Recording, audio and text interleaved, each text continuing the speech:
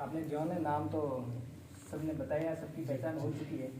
मैं थोड़ा युवा साथियों के लिए बातें बोल दूंगा, क्योंकि मैं इस शिक्षा क्षेत्र से भी हूँ और काफ़ी सारी मेरी हमेशा सपने रहते हैं कि ये युवा हमेशा IAS RTS जो बने, और जिन जिन लोग बने हैं वो मेरे नज़दीक से रहे हैं। मैं थोड़ी स्टोरी भी आपको बताऊंगा और एक कहानी के माध्यम से भी आपको बताना चाहूँगा।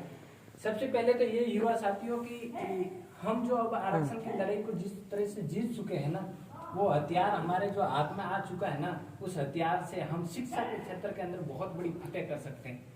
मैं आपको छोटा सा उदाहरण दूंगा कि जिस तरह से गुर्जर समाज आने वाले 4-5 सालों के अंदर जैसे IPS IAS हर क्षेत्र के अंदर आपको ऑफिसर दिखेंगे, उसी तरह से हमारा समाज भी जालोर सिरोही और पाली क्षेत्र के अंदर हमारी संख्या ज्यादा होने के कारण हम लोग इन चीजों का फायदा उठा सकते हैं। और वो फायदा तभी उठा पाएंगे जब हम शिक्षा के अंदर कुछ चीजों को हम लोग बिल्कुल पढ़ेंगे। हमें मालूम है कि हमारे माँ बाप, हमारे माता पिता, हमारे परिवार वाले वो तपती धूप के अंदर भी एवड़ चरा के भी हमको पढ़ाने के लिए पैसे देते हैं। वो ये नहीं पूछते हैं कि बेटा तो क्यों पढ़ रहा है, क्योंकि उनको कोई भी नॉलेज नहीं है कि मेरा बेटा आगे जाके क्या बनेगा। वो पिता जो किसान होके हुए भी खेत के अंदर इस सर्दी के अंदर, कड़कड़ाती सर्दी के अंदर भी वो फसल को पानी इसके लिए देता है कि मेरा बेटा बढ़ेगा और आने वाली पीढ़ियां उसको ये काम नहीं करना पड़ेगा। आज भी हमारे जो बाहर जो मवेशी लेके जाते हैं, आपको अंदाजा नहीं होगा कि जो पानी बरसता है उस पानी के अंदर ही बैठ के खाना खाते हैं, उस पानी के अंदर ही रात को सोते हैं। बिना रात गुजारे वो लोग इस मवेशियों को लेकर बाहर इसके लिए अपना जीवन यापन कर रहे हैं कि मेरा बेटा कहीं न कहीं पढ़ के ऑफिसर बनेगा, मेरा बेटा कहीं न कहीं जीवन यापन बहुत अच्छा करेगा।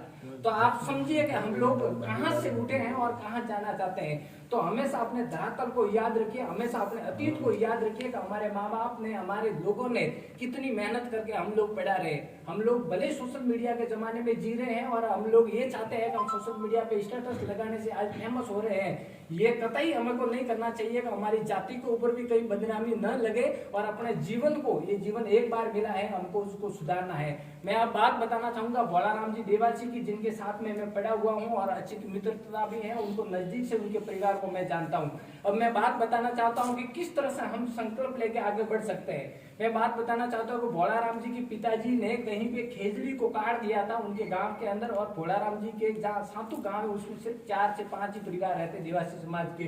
वहां कोई दूसरी जाति होने की वजह से, और होता है ये, हमेशा एक चीज को याद रखिए कि जो मेजोरिटी होती है, बहुसंख्यक होता है, वो अल्पसंख्यक को हमेशा दबाने की कोशिश करता है, और इतिहास हमेशा उसी आदमी को याद करता है जो ताकतवर होता है। आप याद रखिए कि दिल्ली के अंदर अकबर रोड आपको मिल जाएंगे, लेकिन महाराणा प्रताप रोड नहीं मिलेगा। उसके बाद में कई सारे युद्धाओं ने लड़ी। आज देखिए हमारा भारत, हमारा देश हमेशा क्यों सिकुड़ता जा रहा है कि हमारे ऊपर दया जरूरी है और हम लोग ताकतवर नहीं थे। आज मोहम्मद गजनवी को लेके, बाबर को लेके कई सारे लोगों को याद इसी के लिए किया जाता है कि वो ताकतवर है, और जमाना हमेशा इतिहास उसी को याद करता है जो इस दुनिया में ताकतवर होता है। और आप अगर ताकतवर नहीं होते तो रणवीर भाई देसाई को आज याद नहीं करते। रणवीर भाई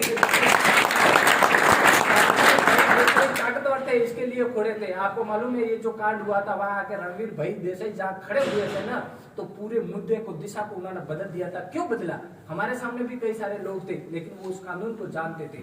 तो मेरा कहना इतना ही है मित्रों कि मैं सिर्फ एक कहानी के माध्यम से आपको इस चीज को याद दिलाना चाहूंगा एक बार फिर कि हम कहाँ से आए और कहाँ जाना चाहते हैं। हम क्यों प्रयास करें? कभी कभी हम निराश हो जाते हैं कि मैंने एग्जाम दिया और मैं पास नहीं हुआ। कभी कभी हम चाहते हैं कि हम बनने तो डॉक्टर निकले थे और हम लोग है ना बाबू का एग्जाम क्यों दे।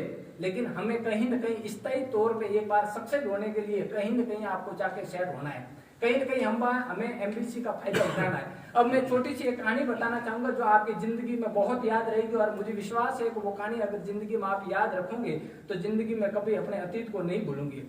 हुआ योग, ये गांव के अंदर आग लग गई थी और आग इतनी तेजी के साथ फैल रही थी, लेकिन एक पेड़ पे बैठी चिड़िया ने उस आग को देखा कि गांव के अंदर आग ज्यादा लग रही है। चिड़िया ने सोचा कि मैं क्या करूं, लेकिन चिड़िया वहां से उड़ी और गांव के पास में एक तालाब था, तालाब में गई और चोंच भर पानी लेके उस आग पे डाल रही थी। उसी दूसरे पेड़ पे बैठा एक कौवा बार बार उस चीज को देख रहा था और चिड़िया को बोल रहा था कि ये मूर्ख चिड़िया, तेरे चोंच भर पानी से ये आग नहीं बुझने वाली है। और आग बहुत तेजी के साथ में फैल रही थी। अब हुआ योग, उस चिड़िया को देखा किसी 2-4 आदमियों ने जो चौकी पे बैठे गप्पे लगा रहे थे, इस देश की पंचायती कर रहे थे, उन्होंने देखा कि चिड़िया जानवर को देखो इतनी बड़ी आग लग रही है और उस आग पे तालाब से जा रही है, छौस भर पानी लेके ऊपर डाल रही है। लोग 4 लोग उठे, बाल्टी लेके उस पर पानी डालना चालू किया। गांव के लोग उठे, ढोल नगाड़े दिए, टैंकर आए, थालियां लेके आए, जो लोगों के पास में चादर वो लेकर आए और उस आग को बुझा दी। अब उस चिड़िया ने उस कुएं को जवाब दिया कि मूर्ख कुएं जरा सुन, मुझे मालूम है कि मेरे सांस भर पानी से ये आग नहीं बुझने वाली थी, लेकिन याद रखना कि जब जब इस गांव का इतिहास लिखा जाएगा मेरा नाम आग बुझाने वालों में होगा, तेरा नाम मुझे पूरा विश्वास है कि आने वाली जो पीढ़ियां हैं आप समाज का भविष्य है, क्योंकि समाज हमेशा एक पीढ़ी को भूल के दूसरी पीढ़ी आती है और वो समाज की लीडरशिप करती है। मुझे पूरा विश्वास है कि आप इस समाज की लीडरशिप करने के अंदर अपना योगदान आप समाज के अंदर जरूर देंगे। इस समाज के अंदर वो कुएं कौन है जो अशिक्षा है, हमारे समाज के अंदर कुरीतियां है, हमारे समाज के अंदर बाल विवाह है, हमारे समाज के अंदर मृत्यु भोज है। हम चाहते हैं आज का आज बंद हो जाए, लेकिन ये होंगे नहीं। धीरे धीरे समय के साथ में जब जब बदलाव आएगा तब तक ये कुरीतियां मिटती जाएगी। एक साथ में हम सभी युवा चाहते हैं कि एक साथ में सारी चीजें बंद हो जाए, लेकिन होगी नहीं। इस समाज के अंदर जो कुएं है वो एक साथ में खत्म होंगे नहीं, लेकिन इस समाज के अंदर वो चिड़िया आज भी मौजूद है जो अपना प्रयास कर रही है।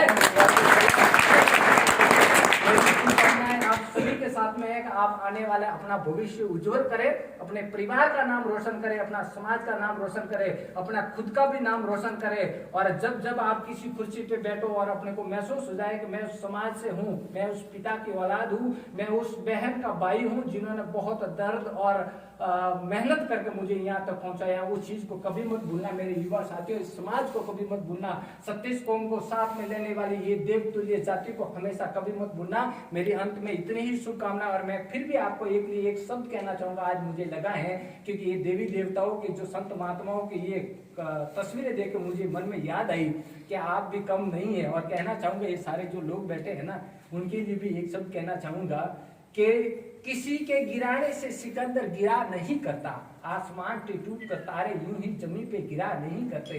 अरे कौन कहता है नदियां जाके समुद्र में गिरती है, नदियां कभी समुद्र में नहीं गिरती है, नदियां खुद जाके वहां जाके जो गिरती है। और मैं इतना ही कहना चाहूंगा अंत में आपके लिए कि आप मेहनत करते रहिए, आगे बढ़िए, अपना समाज का खुद का नाम रोशन कीजिए। बहुत बहुत शुक्रिया आपने जितना समय दिया हम सभी लोगों के। हम लोग बहुत जल्द, मेरी ये इच्छा है बहुत जल्द हम लोग जैसे डॉक्टर रमेश जी हुए, बोलाराम जी हुए, जो लोग एक्टिव हैं, उनके जरिए हम लोग मोटिवेशनल प्रोग्राम की कुछ एक सीरीज लेके आ रहे हैं बहुत जल्दी, सिरोही में, जालोर में, पाली में, जिसके जरिए आप उनसे सवाल पूछ सकते हैं, उनसे आप मोटिवेट हो सकते हैं, उनको देख के कुछ आपकी इच्छा हो सकती है कि मैं डॉक्टर बनूं, मैं पुलिस वाला बनूं। उस कैसे लोगों के, बहुत सारे लोगों के हार्दिक भाई हैं जैसे, इनका सहयोग लेके हम लोग बहुत जल्दी आपके लिए बहुत सारी नई चीजें भी लेकर आ रहे हैं। हमारा भी प्रयास है कि हम उस समाज को कुछ न कुछ दे, जिस तरह से जालाराम जी दे रहे हैं, जोराराम जी दे रहे हैं, हार्दिक भाई दे रहे हैं, सारे लोग अपने अपने हिस्से की कुछ न कुछ चीजें इस समाज को लौटाना चाहते हैं। तो हम आपके लिए तत्पर है, आपके लिए लड़ाई के लिए, इस आपके कैरियर की लड़ाई के लिए हम लोग सभी लोग लड़ रहे हैं। आप बस आगे बढ़ते जाइए, यही कामना माँ भगवती से और सानेश्वर जी महादेव से कहूंगा कि आपके सपने जरूर पूरे होए। और बहुत बहुत धन्यवाद, शुक्रिया। आपने कार्यक्रम शुरू कर दिया। बिल्कुल, आपके आशीष से और आशीर्वाद। शिक्षा के मंदिर में शिक्षा की बात हो तो अच्छा रहता है।